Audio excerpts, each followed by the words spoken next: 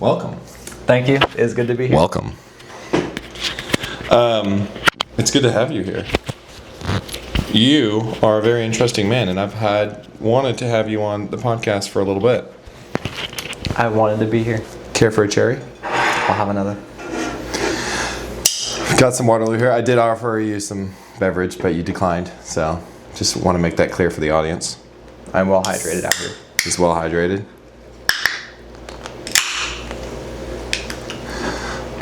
You work in the restaurant industry. You have many siblings. A lot of siblings. Yeah. And What do people not understand about working in a restaurant? that's a good question. So, where do I start? I think it'd be a lot. One, I think common thing that people don't understand about the restaurant industry, maybe on like the side of tipping, the servers make all their money through tips. Personally, I think I think in the US, tip culture is a big thing. Europe, it's not really a big thing.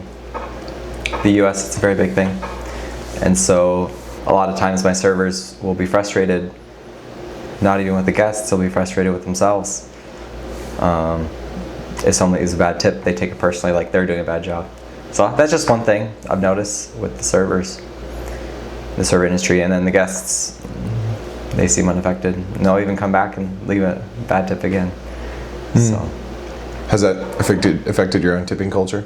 Your own tipping habits? definitely affected mine, and then it affected my family as well, because then they came and dined at my restaurant and they left a bad tip, and my servers came right to me, and so I went right to my brothers. What's a bad tip? Let's get down to brass tacks. Well, on my team, so I've been managing this location, Ankeny location, for about 3 years now, and when I first started there, I think when someone's tipping like 15 to 20% 3 years ago at this restaurant, I think that's okay, because the service was honestly not very impressive. In the last 3 years though, I've gone through a lot of training, and I've gotten new employees, and we have a higher standard for service. And so when you actually look at like the service that our servers are giving and our guests are receiving, I think it's worth like a 20% or more. Sometimes these servers are buying food for the guests because the guests never had it before. And so it's like then my servers are going, that's like above and beyond. And some of my servers, they'll do like one nice deed for one guest that never, for instance, a guest that never tried anything. They will actually buy that guest that meal on them. No way. And so it's like, it's not really, at that point, it's not really like, do you tip 15%, 20%? Then at that point, it's just how well how did our servers make you feel, rather than how well do you feel cared for? Yeah, cared for. That's like what we're looking for. And right now we're looking at like 25 to 30% is like regularly what my servers are getting paid now, or tipped out, compared to 3 years ago, 15% tips, 15 and 20%. Yeah, we're now into the 25. So 25% is almost expected now. Not expected, but it's like my servers are very grateful for that. Yeah. 20% is expected, 15% they will think they're actually doing a bad job. Yeah. And they'll come to me asking me what they did wrong to these guests. They'll go through the whole service, all the steps. And you work at a Asian restaurant, is that correct? Asian restaurant, Japanese fusion. Yeah. There's this newsletter that I subscribe to. It's called Unreasonable Hospitality. Tell me more. And the guy that does it led a few successful restaurants. The most recent one is a Michelin star restaurant in New York City. It's called 10th Avenue South. I'm gonna butcher this. 10th Avenue North. No, that's a band. That's a band. 2000. It's called like something like 55 Park Ave. And I guess the name doesn't really matter that much. Just look, it's some kind of name. I mean, the name does matter, but it's a name that's almost like a street name. But he told a story one time about a family that came in, and they're big foodies from Europe. They had kind of been all over a few different cities in the U.S. New Orleans, D.C., I think Boston, and then to New York City. And they had kind of tried the whole gamut of food, and they're at this very nice fine dining Michelin star restaurant at the very end. Right.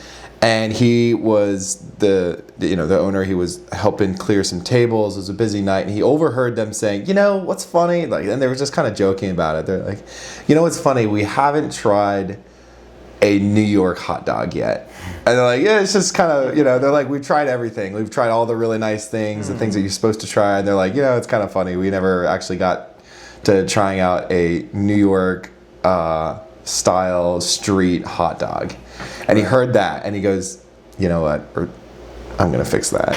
And just without saying anything, he went out, just got a couple hot dogs, brought them back to the kitchen, told his chef to plate it, and his chef was like, come on, don't make me plate hot dogs. This is a Michelin star restaurant.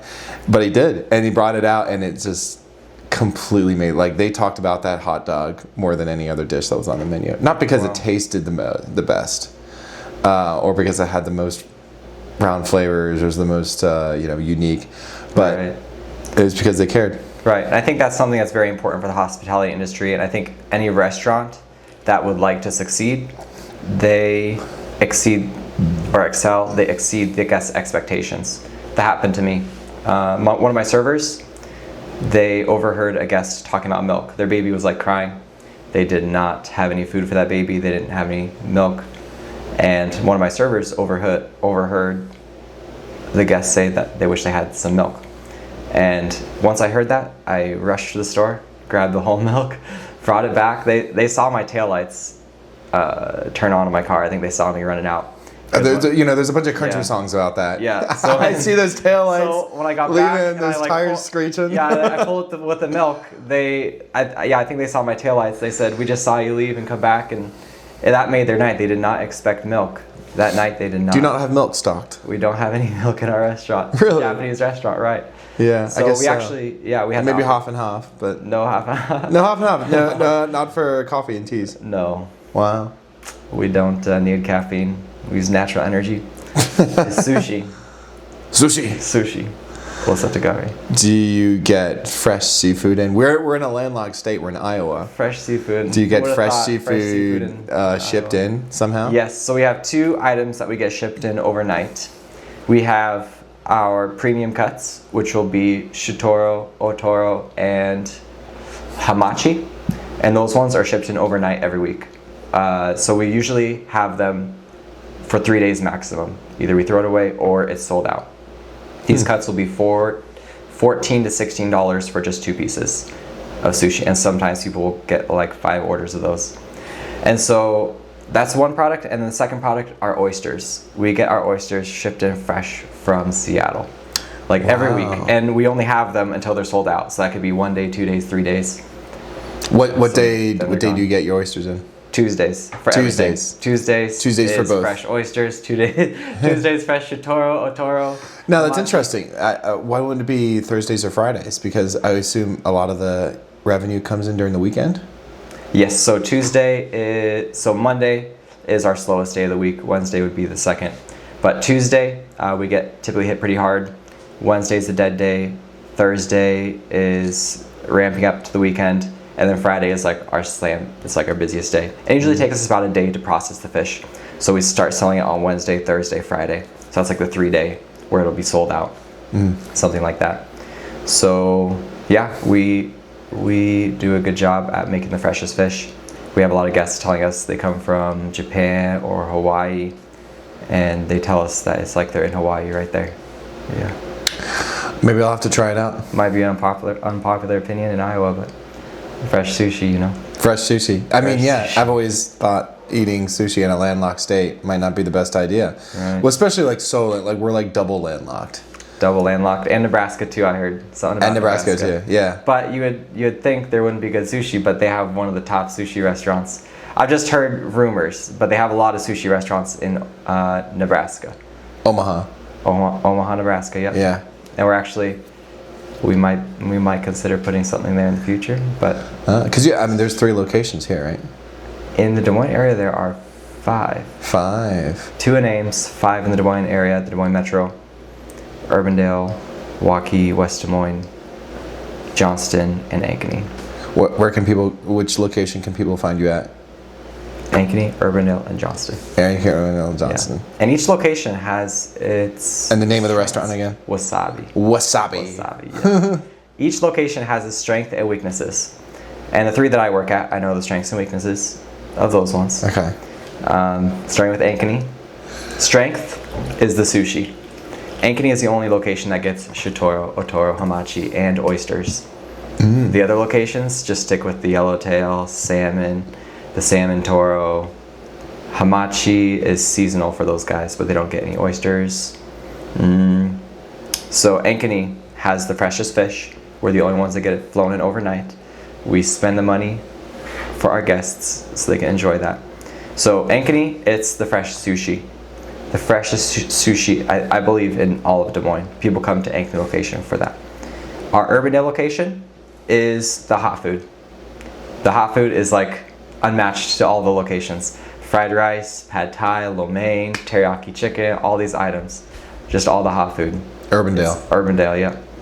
And then Johnston, I don't know what they're doing different with their chicken, but it's unmatched. The crunch in the orange chicken and sesame chicken and General Tso's, they have a much larger chicken section on their menu, and they do like phenomenal with that.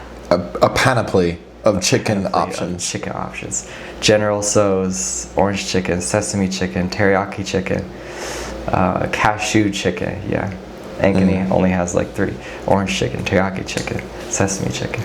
Sounds like I can make a trip out to Ankeny. Yeah. Honestly, maybe try all 3. It's cool that each one has a little bit of different... Its own uniqueness. A little uniqueness. And so some of the first time I tried oysters was late last year. I think it was December last year. And then you put a little bit of hot sauce, a little bit of lemon juice. Right, lemon juice. Not everybody's thing. It's not everybody's thing. It's not everybody's thing. It's personally not one of my things either, I like to chew and enjoy my food. Oysters, in my opinion, they're a little bit more pricier than your average sushi. They are, yeah. Usually at happy hour, there's like some type of good deal. But we don't do happy hour with oysters. No happy hour with oysters. It's just $12 for 2. Then you just wait, $12 for 2? $12 for 2, yeah. Okay, that is something that's much cheaper on the coast. I guess just because they don't have to get them shipped in. Shipped in overnight, yeah. So 2 for $12, and there's a restaurant just next to us. I'm not going to say the name of it, but they do $1 for an oyster. So they're not real oysters. But we have people telling us that, so they come from that restaurant, and they told us that they're telling the other guests in that restaurant that they should be coming to Wasabi for the oysters. So we'd rather spend $14 for 2 oysters than $2 on 2 oysters.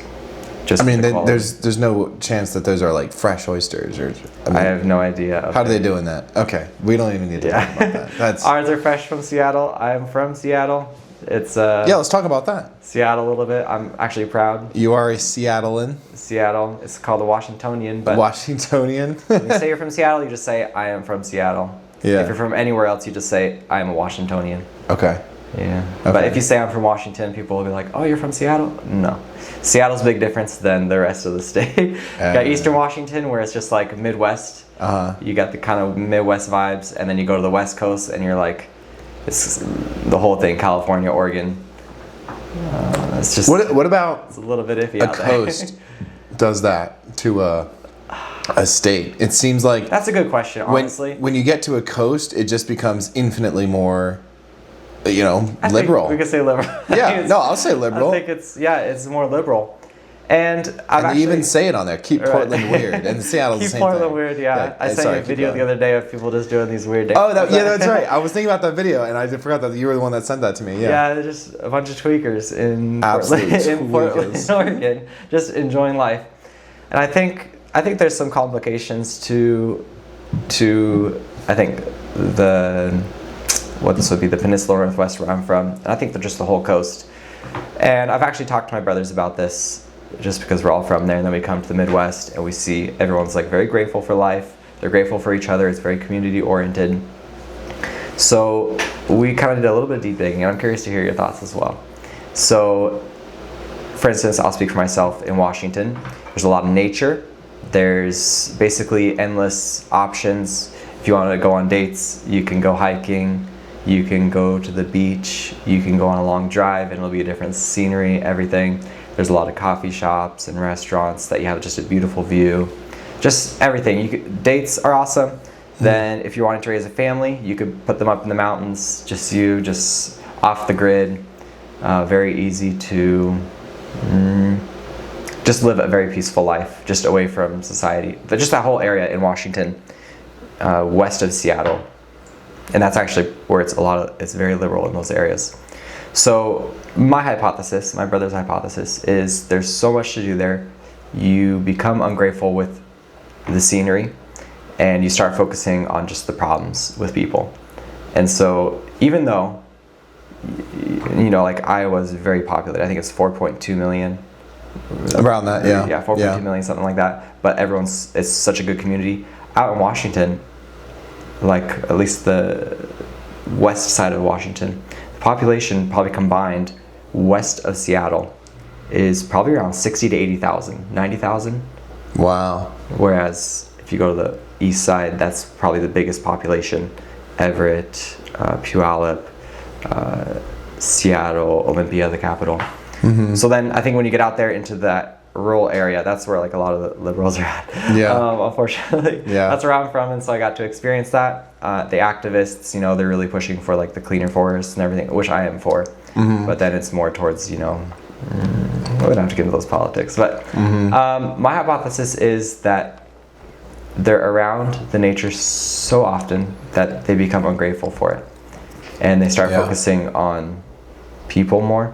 And just what I experienced there is they look at all of the problems in your life and they focus on those, and there's a lot of gossip. Yeah. So it's difficult to get ahead there. It's not like in Iowa. One thing I experienced was people want to push you above themselves, even like my boss. Yeah, wants to push you above themselves and that makes you want to grow, and that makes you want to like do more for your community around you. Grow the community. Out there, it's very cutthroat.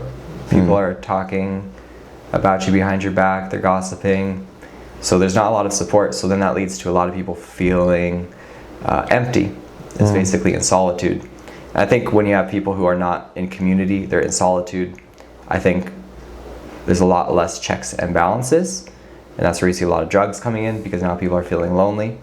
Number one. Number two, there's just a less ambition for a higher life, people encouraging you. So then that would lead to like a downfall in like wanting to make your community better, because nobody's trying to make it better. It's like there's just a losing battle. It's frustrating because there's such an opportunity for a life that whatever you want to make of it, you could have out there. Like you said, with the mountains, and then there's coastline, right. Not necessarily beaches. I mean, there are beaches, like you can get on the beach. It's not like LA or like Outer Banks kind of beaches, but maybe it's 80 degrees twice a year. Yeah, exactly. So it's not like it's not beach weather, but there's water. There's waterfront.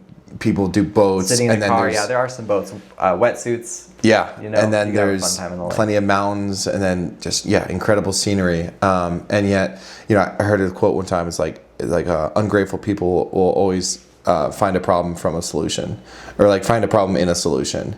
Mm-hmm.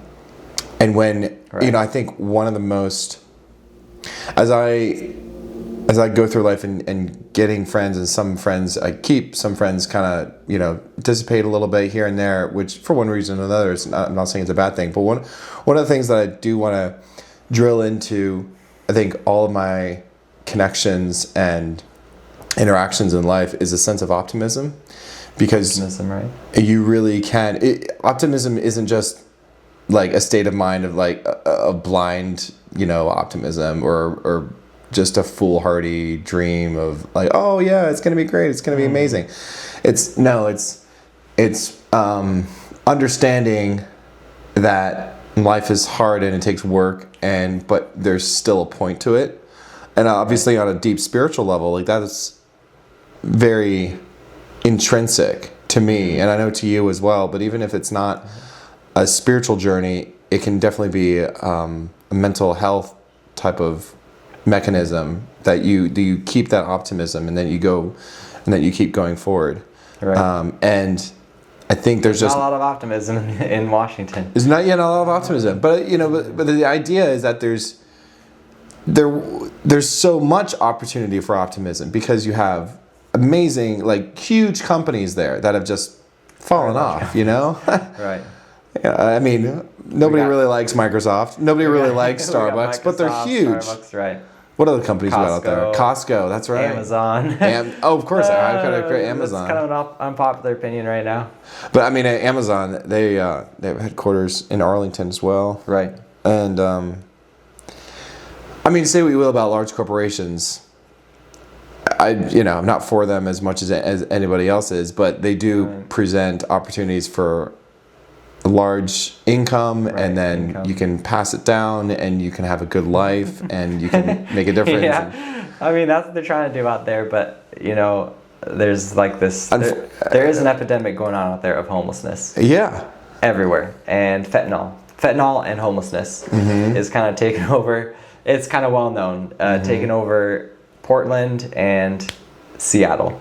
Yeah. If you go downtown, there's people like slopped over like. The fent flop? The fent flop. I've heard it said that before, but I've never... the fent fold, that's what it is. Fent fold. Fent fold, yeah. I've never had it confirmed, but I do know there's a name for those people. But you go downtown and there's people just slumped over the fent fold, yeah, just everywhere. I think it's become a very unsafe city. Is that one reason why you left? It's not the fentanyl. So... There's a county called King County, and in King County they're known for like all the people who use fentanyl.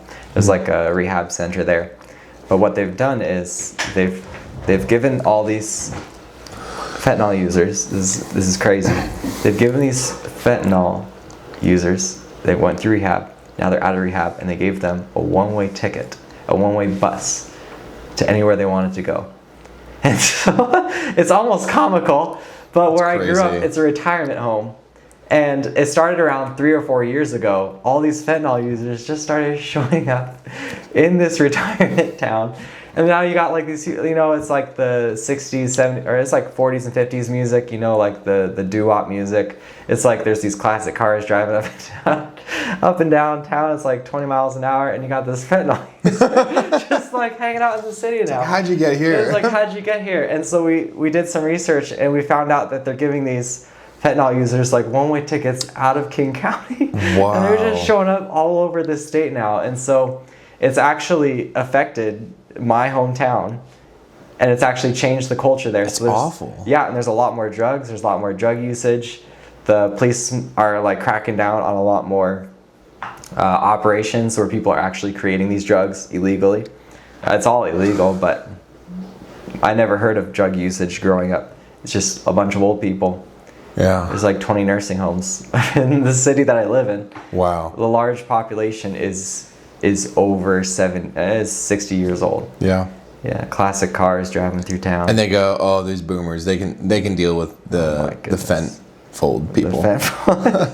Yeah, it's goofy. You got like these nursing homes, and there's just this fentanyl user just propped up outside.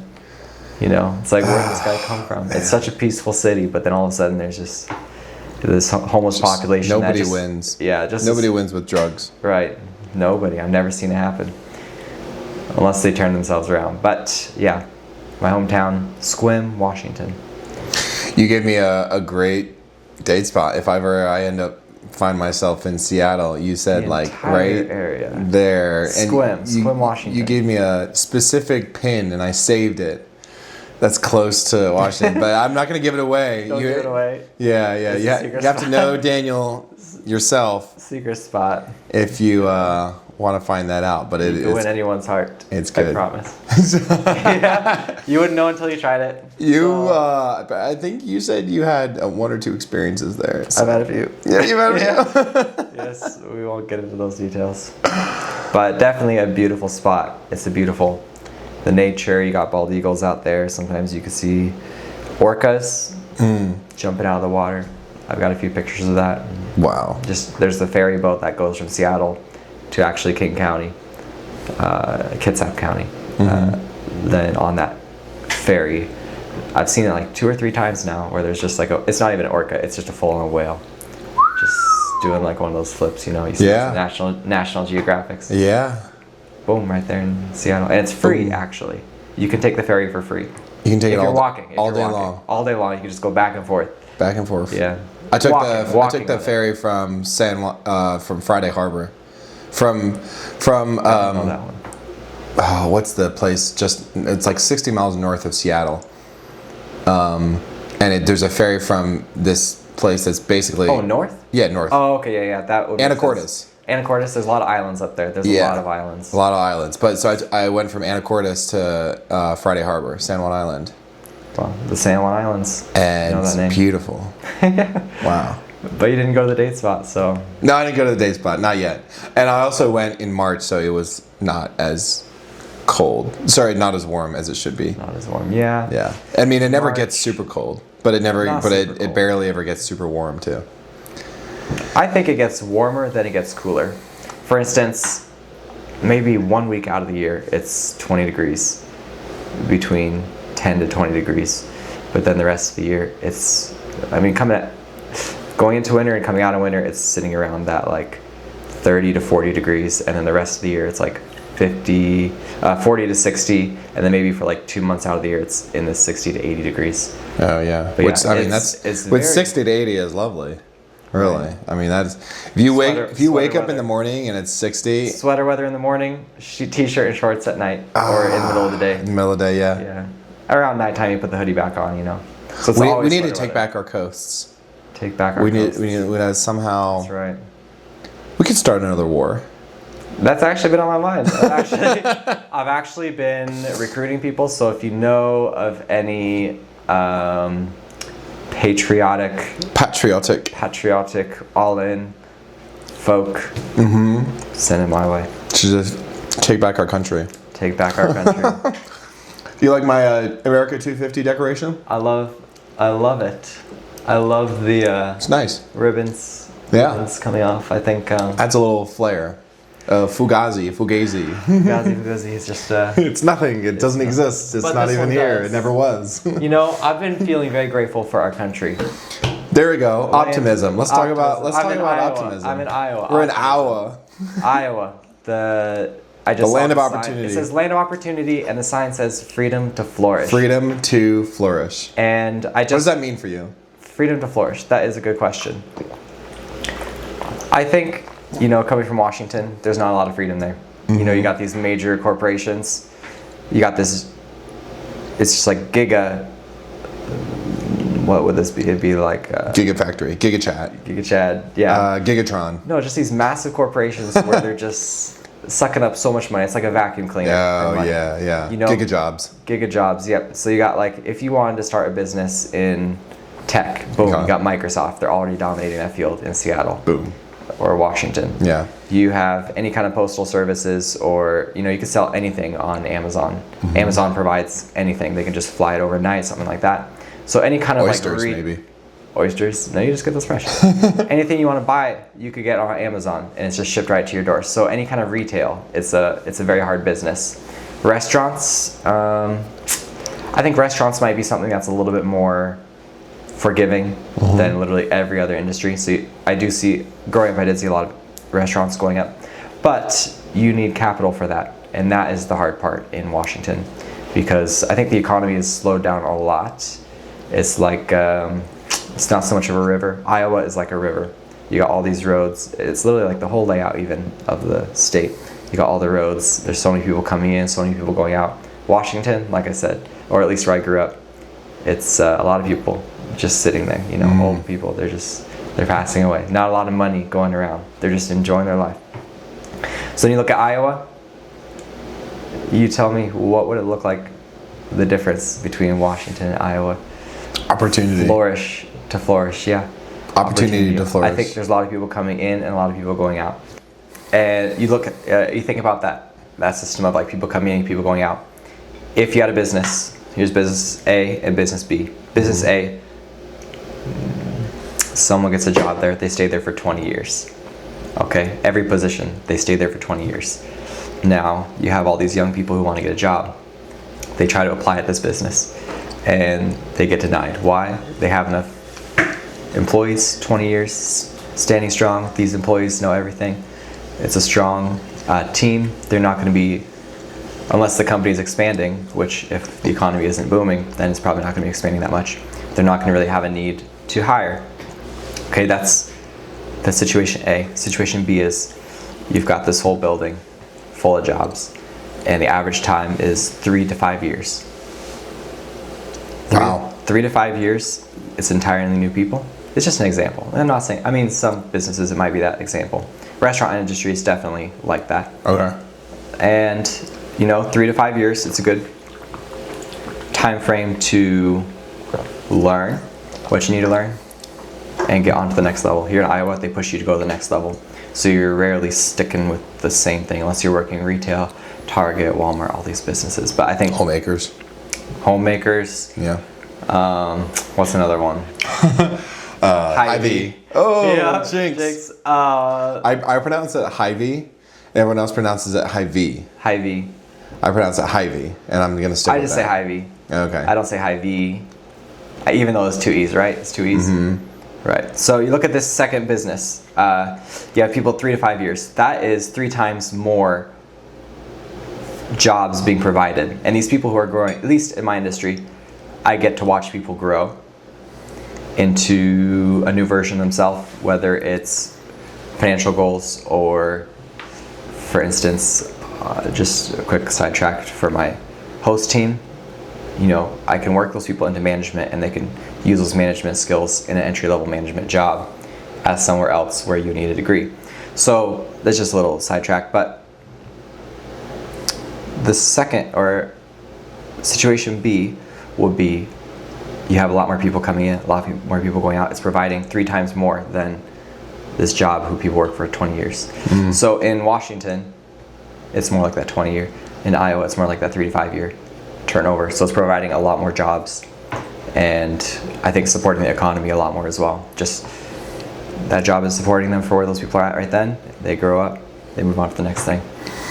And it's interesting you say that, because a lot of people, for consulting firms, they have the either you're up or you're out kind of mentality.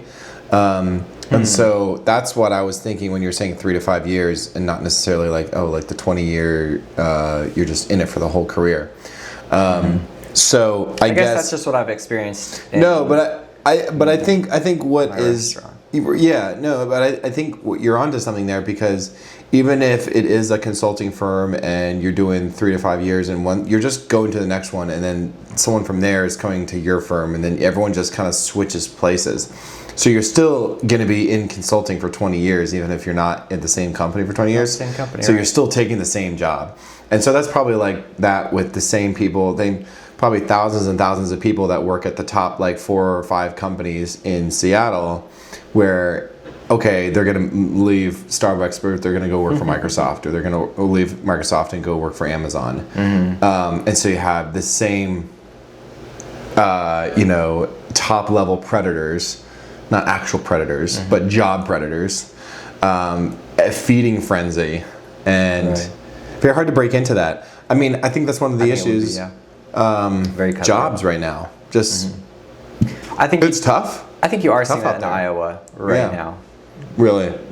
I've heard from some people they've found it tough to find a job here in Iowa. Even coming out of college, they got a degree, they spent $30,000, $40,000 on it. Yeah, and college, right? Right, am I right? Yeah. Are we talking about college? Because that is, man, the more I think about it, it's more of the scam than the scam of the century. You would think more recently, right? Yeah. So I have some employees who have a law degree. They have degrees? Yeah. They have a law degree. Yeah, they have a degree in law. And they took the bar or something like that? Or as well? I'm not sure about the bar. Okay. But they went to But they went to law school. They went to Drake Law School, yeah. They went to Drake Law School, and they're serving. And they have a degree in some sort of law, yeah.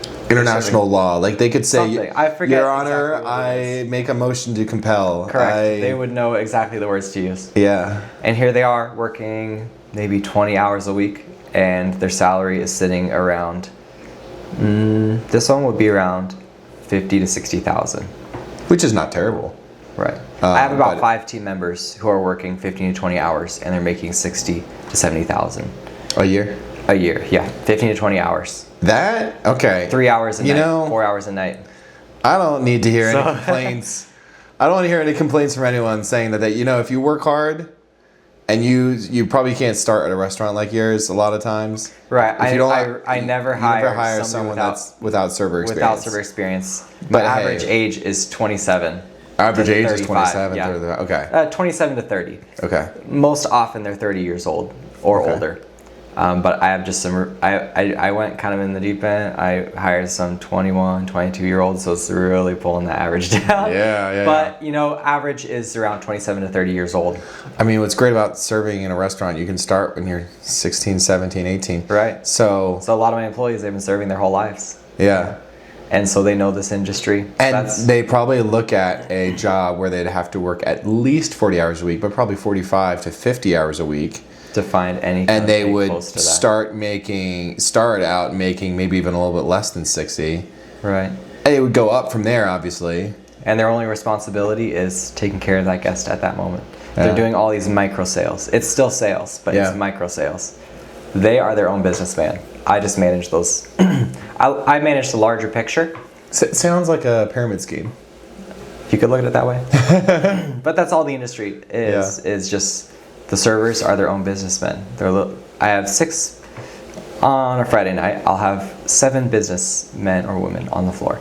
They're conducting sales for the company, Wasabi. Sales is king, and I feel like you are king of sales, which would make you Sales are king, and I'm working on my sales. which would right make now. you king of kings. I don't think I go that far, but definitely trying to grow my sales skills. I think that is one area where I think for anybody, honestly, once you unlock, I think it's not a lack of fear. It's overcoming your fear of, number one, is rejection of people. Rejecting an idea. Fear avoidance. Fear avoidance. Yep. Yeah. A lot of people have that. No, I'm just kidding. I know a lot of people that have that. So, for instance, a server might be fearful to suggest a dessert because they might think the guests will feel like they're being too pushy, something like that. So that is just a small example of what fear could look like when you're trying to sell something. So some of my servers, they will, find ways to sell something maybe the next time the guest comes in. For instance, when I have these servers who are, we have some guests who never tried something before. These servers are buying this thing for the guest. Then when the guest comes back, they buy that thing. Sometimes it's a little more expensive. It's a trick of the trade, but it's worth it for the next time that guest comes in, because maybe a week earlier or 2 weeks or 2 months earlier, that server made an impression. So they come back, and that's all sales is just creating another sale. Yeah. It's not necessarily making that one sale. Everything's not pivotal on that one thing. There's nothing worse than feeling like a salesman is banking everything he's got on that one sale. Yeah. Yeah, no point. File line. Oh, wait, what? No point in that. So actually, it's the long game. So my servers actually, I'm grateful for them because they do have a long-term mindset with our guests. And I call it guests. I don't say people, or there's another term. Patrons. Customers.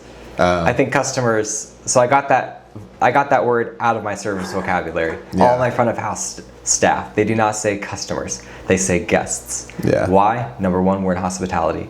Number two, they're not our customers. They're our guests. We are setting the table for them. Beauty and the Beast. Beauty in the Beast. Yeah. I think restaurants are the beast. So it's a quite interesting industry. But yeah. I like it, man. It, man. One last thing I wanted to ask you about, and then you recently did a little bit of a mission trip to Zimbabwe. Touch on that. Zimbabwe. Yeah. How did that change your outlook on life? The way you look at maybe foreign aid or / just mission trip in general? It's a very good question. And how are we selling America? No. I don't necessarily need you to answer that. Good question. But, trust just... me, they think about that stuff too. How was it? How was it? Was it good? So let's talk about I like what you said there, foreign aid. I think that's very important. Okay. So I went there 2 years ago, and I'd never been to another country before, let alone third world country. And I think Zimbabwe is very off the grid. Sometimes you won't have any electricity, no hot water, so you gotta like boil your hot water with like over a fire. And so, you know, you're open to the elements at nighttime. You know, I think the most shocking thing for me was not having AC or heating. So when it gets like 30 to 40 degrees at night, your body, you know, it woke me up. I was startled, you know. Wow. Maybe it's like 4 a.m., 5 a.m. It's like the height of its cold, or the lowest of the cold, you know. Yeah. I was like woken up because like my body just became so cold because there's no insulation in the house. It's just all concrete, you know. So that was one of the shocking things, and that's just kind of the theme of that first trip. It's just having those new experiences, just feeling it. But looking at this second trip, I think I was a lot more aware to, I think, the economic side of Zimbabwe, and I think just an overall picture of, or just a bigger picture of what's actually happening there. So the Zimbabwean's currency, they've gone through 5 in the last 20 years. So imagine the US dollar in the last 20 years would have collapsed. For instance, a piece of bread would cost $20,000. Then in 2 hours, it's $50 million. And so they actually have dollar bills, or they have to actually have like Zimbabwean bills. It says $50 billion or $100 trillion. They were printing this money every day, and it was just inflating so much. This is 2008. This is during the US stock market crash as well. So that heavily affected Zimbabwe. And so they basically rely on the US currency for most of their transactions, whether it's the formal market or informal market. Formal market would be the grocery stores, buying cars, buying gas. Informal, this is probably around 70% of the business that happens. 80% of the business, nobody, like 80% of the 80% of the population do not have jobs. It's the informal market. They're doing street food. They're carrying pouches of freshly baked food that they brought from home, selling one thing was like chicken pies. 1 chicken pie for $1. And they're going through the markets, and these markets are just filled with people selling pineapples, peanuts, passion fruit, watermelons, all these things, potatoes, carrots, onions, radishes, beets, everything. And this is just like the informal market. There's no tax on that stuff. You know, the government can't really track it. That's 80% of the population of Zimbabwe.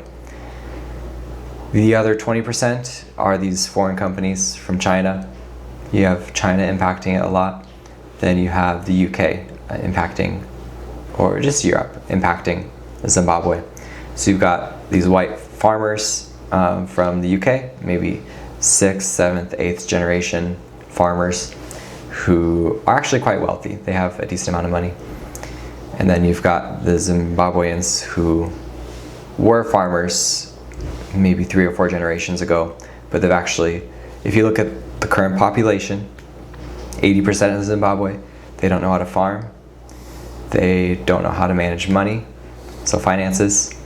They don't have finances, agriculture, or any kind of business. Like, what would that be? Agritourism? Yeah. Oh, so, entrepreneurial. Nothing. There's not a lot of money flowing around. Nobody knows anything about starting a business or generating income, passive income, all these things. Wow. It's very difficult there. So that, my eyes were open to that this trip. You know, I was able to witness 2 sides on this trip. I saw some people who are quite wealthy, and they think very differently than the Zimbabweans. Just even how the Zimbabweans talk. The Zimbabweans talk a lot about what they don't have. It's kind of the Western culture. You asked, well, how does the U.S. affect, or how do they see the U.S.? First thing they asked me is if I had a Lamborghini. The first thing they asked me, do they have a Lamborghini? No, I don't have a Lamborghini. Yeah. And so I actually found myself crushing their American dreams because they thought whoever lives in America had a Lamborghini. So, yeah, that's just one side. They have they see Hollywood films, you know, Disney. They see like The True Love and all of these, you know, John Wick and what are some of these other ones? The Avengers, you know, all these. Oh, what's the one where the guy has the Aston Martin? Oh, 007, like James Bond? James Bond. Yeah. You know, they like these very interesting characters. Yeah. James Bond. So they'll be like, have you met James Bond? No, I have not met James Bond. Sean Connery. Anything. Anyway. Right. They'll ask you if you've met Donald Trump. Wow. Have you met Donald Trump? No, I have not met Donald Trump. DJT. Yeah, DJT. So they have, I think, a misconception of the West or the Central America. I think there's some misconceptions. But yeah, that was kind of my takeaways from this trip. Wow. Powerful trip, man. It's sad what's going on there. But you did good work there. We did good work. We had 3 objectives: bring resources, college outreach, and just be on campus reaching out to college students. And the third one was encouraging the people who are already on campus laboring for the gospel, and we reached all 3. So we left and put the green check mark, mission complete. Yeah. Wow. And then here we are about a month later. Life changed, Enjoying outlook life. changed, enjoying life. Enjoying. About to celebrate 250 years of freedom. Amen. Praise the Let's Lord. bring that to the rest of the world, you know? That's what I was trying to do. Let's end The hunger in Africa. Hunger in Africa. And the water shortage. Human trafficking. Human trafficking is. It's going to start here. It's on gonna this stop podcast. Here. Oh. No, well, the end is going to start here. The end is going to start here. Yes. Yeah. I agree. Well, I appreciate it. yes. Thanks for coming on. Good to Seriously chat. candid or sincerely candid. No, not surprisingly candid or Surprisingly. seriously candid. Still going through a little bit of name dysphoria. So It happens. Nomenclature, comment below which one you like, which one you don't like. I see you guys. See your comments, I see your likes and subscribes. And we'll see you on the next one. See you on the next one.